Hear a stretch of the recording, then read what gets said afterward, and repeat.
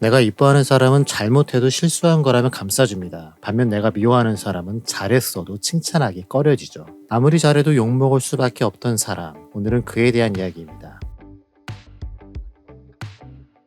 여리고는 교통의 요지이자 상권의 중심지였습니다. 그래서 로마는 세관을 세워 각종 세금을 징수했죠. 나름 규모가 큰 지역이었기에 그곳에서 일하는 세리들도 많았습니다. 그리고 그 세리들을 관리하는 세리장, 지금으로 말하면 세무서장이 바로 삭개오죠. 세리들은 지정된 급여가 없었기에 세금을 징수하며 자기 주머니를 채웠습니다. 유대인들은 그런 세리들을 경멸했고요. 로마를 위해 일하는 것도 반민족적인데 자기 이익을 위해 동족을 쥐어짰으니까요. 단순 세리였던 마테도 그리 비난을 받았는데 우두머리인 삭개오는 오죽했을까요? 게다가 삭개오는 의로운 사람이라는 뜻의 전통적인 유대 이름입니다. 그런 자가 지금 로마를 위한 세관의 대표라니 마치 김독립씨가 친일 경찰이 되고 이 국방씨가 군사 정보를 유출하는 상황인 거죠. 삭개오는 예수가 누군지 꼭 한번 보고 싶었습니다. 그러던 차 예수께서 여리고에 오셨다는 소식을 듣게 되죠. 그러나 키가 너무 작아 인파에 가려져 예수를 볼 수 없었죠. 세리 주제에 재수없게 여긴 왜 왔어? 라는 식의 차갑고 경멸적인 시선도 느껴집니다. 가, 꺼져. 차라리 예수님을 집으로 초대하는 게 나을 뻔했습니다. 그랬다면 지금처럼 주변의 냉랭한 시선과 수군거림에 마음 상하지 않았을 테니까요. 그럼에도 한시라도 빨리 보고 싶은 마음이 더 컸습니다. 그래서 삭개오는 결심합니다. 여길 못 뚫고 지나가면 나무에라도 올라가자. 그는 돌무화과 나무 위로 올라가 멀리서라도 예수님을 보려 했습니다. 그런데 문제가 있네요. 어른이 나무에 오른다는 게 우스운 일이라는 거죠. 누군가 본다면 애도 아니고 뭐 하는 짓이야 라며 한심하게 생각할 겁니다. 그럼에도 어쩔 수 없습니다. 사람들이 비웃더라도 못 보는 것보다 낫습니다. 그만큼 예수님이라는 존재가 보고 싶으니까요. 나무 위에 오른 그를 보고 예수님이 얼른 내려오라 하십니다. 너희 집에 머물겠다는 말씀에 삭개오는 매우 기뻐하죠. 나를 만난 적도 없는데 그분이 내 이름을 아셔. 사람들은 나한테 손가락질하며 흉보기 바빴는데 예수님이 그런 내 집에 오시겠대 라며 즐거운 마음으로 예수님을 영접하죠.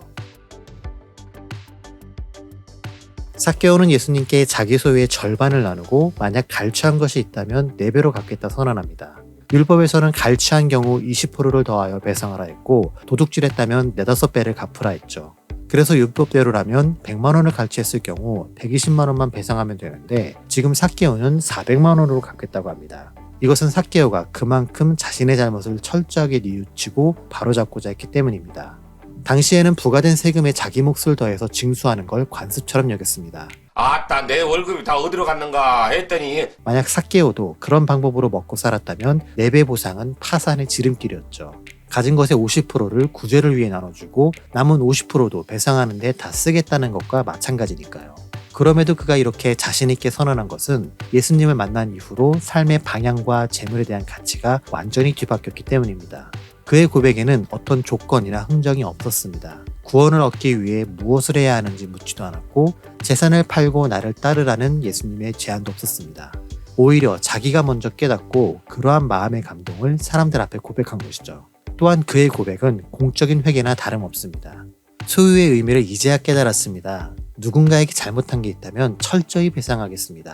그리고는 더 이상 이전처럼 살지 않겠습니다. 라는 변화의 시작이었죠. 이러한 고백으로 인해 삭개오는 부자 관리와 전혀 다른 결과를 얻게 됩니다. 부자 관리는 많은 재물 때문에 사람들로부터 존경을 받으며 살았습니다. 삭개오는 세리라는 직업 때문에 사람들로부터 비난을 받으며 살았고요.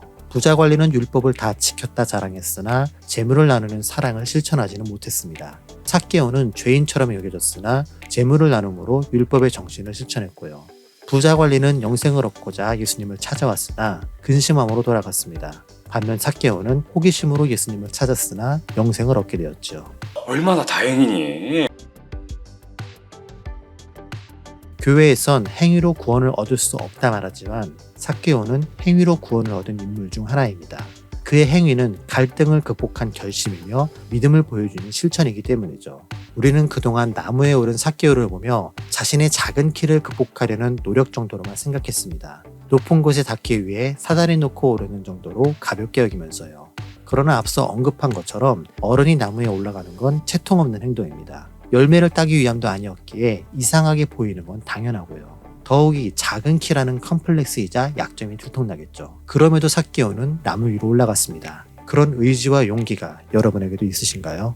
날 향한 비난을 감수하면서까지 사람들 앞에서 내 믿음을 실천할 수 있으신가요? 신체적 연약함에 굴하지 않고 하나님을 향한 열심을 지키실 수 있으신가요?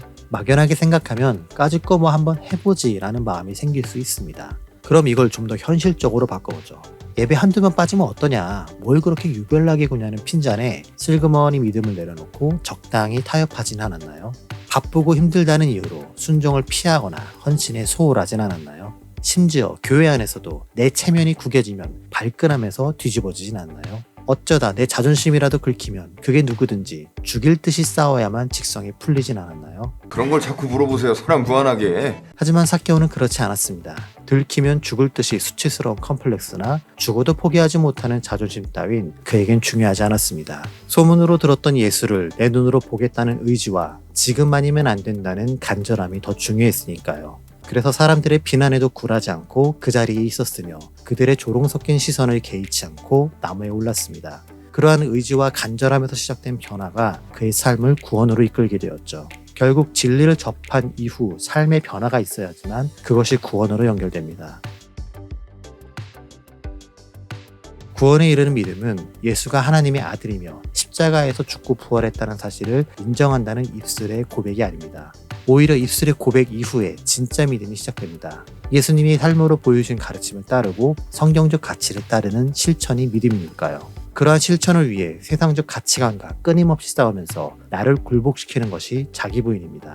세상 유혹에도 믿음과 신앙과 성경적 가치를 내려놓지 않는 것이 자기 십자가를 지는 것이고요. 끝까지 내려놓지 못하는 내 자존심과 욕심이 십자가가 아니며 살면서 겪는 인간적 번뇌가 십자가의 고난도 아닙니다. 예수님이 오르신 골고다 언덕과 삭개오가 오른 돌무화과 나무는 누구나 오르고 싶어하는 상석이나 왕좌가 아닙니다. 그곳에 오르기 위해선 명예와 체면, 심지어 자존심까지 다 내려놔야죠. 그것이 구원에 이르는 제자의 길이자 십자가의 길입니다. 내 어깨 위에 내려놓지 못한 욕심과 무너지지 않은 자아를 짊어지고는 골고다 언덕은커녕 돌무화과 나무 위에도 올라가지 못합니다. 부질없는 걸 짊어져서 힘들어하지 말고 쓸데없는 곳에 오르려 애쓰지 마세요. 내가 짊어져야 할 십자가와 내가 올라야 할 곳은 그런 게 아닙니다.